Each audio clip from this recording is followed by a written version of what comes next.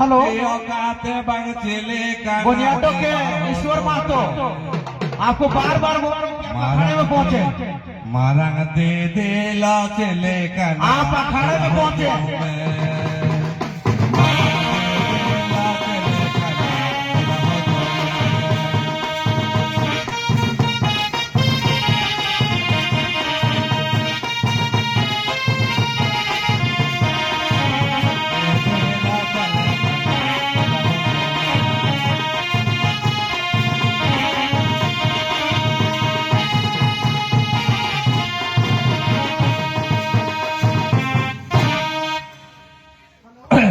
छम छम पायल बाजे